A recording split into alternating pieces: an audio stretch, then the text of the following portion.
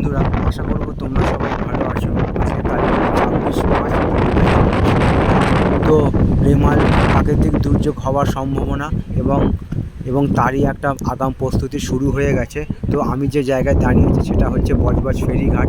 আর আমাদের চিরপরিচিত হুগলি নদী সমগ্র বাংলা তথা সমগ্র ভারতবর্ষের একটি গর্বের বিষয়।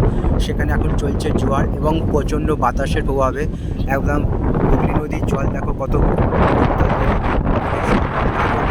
আমি তোমাদের সামনে তুলে ধরার চেষ্টা করব। আমি যে জায়গায় দাঁড়িয়ে আছি সেটা হলো বজবজ ফেরিঘাট, খুবই একটি গুরুত্বপূর্ণ ফেরিঘাট।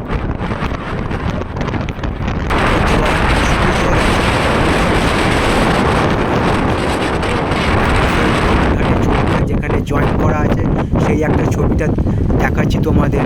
দেখো একবার কেমন করে জেটি ঘাটটা ওপর থেকে ঠেলে উঠে যাচ্ছে।